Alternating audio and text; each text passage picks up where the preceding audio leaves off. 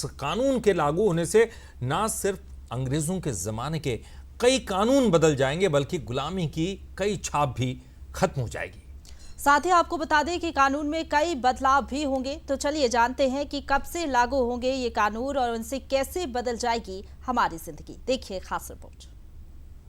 हत्या के लिए लगने वाली आईपीसी की धारा 302 अब धारा 101 कहलाएगी। जी हाँ, अंग्रेजों के जमाने की आईपीसी की जगह अब भारतीय न्याय प्रणाली के नए युग का आगाज होने जा रहा है। केंद्र सरकार की ओर से तीनों नए आपराधिक कानूनों को 1 जुलाई 2024 से लागू करने की अधिसूचना जारी कर दी गई है।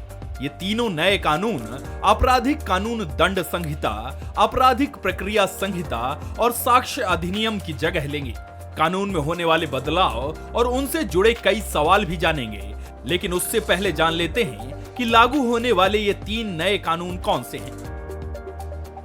3 नए क्रिमिनल लॉ।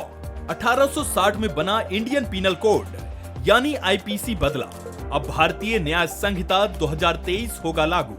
1898 में बने सीआरपीसी में भी हुआ बदलाव, भारतीय नागरिक सुरक्षा संहिता 2023 होगा लागू।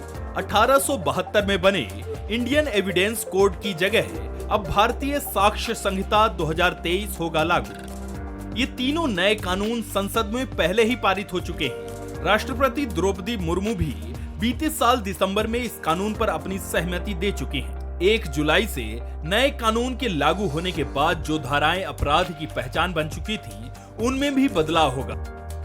हत्या के लिए लगने वाली धारा 302 अब धारा 101 कहलाएगी। ठगी की धारा 420 अब धारा 316, हत्या की कोशिश में लगने वाली 307 अब धारा 109, तो वहीं दुष्कर्म के लिए लगाई जाने वाली धारा 376 अब धारा 63 होगी।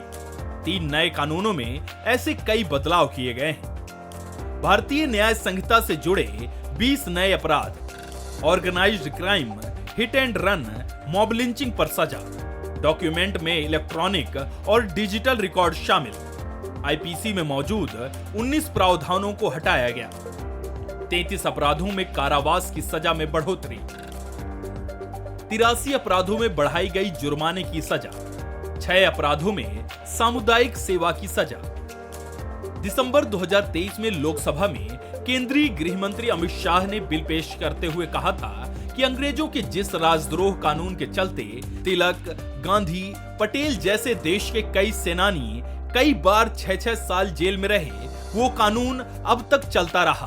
अब राजद्रोह की जगह देशद्रोह कर दिया गया है, क्योंकि अब भारत आजाद है तो भारत का कानून भी भारत का होगा। Bureau report, Bansal news.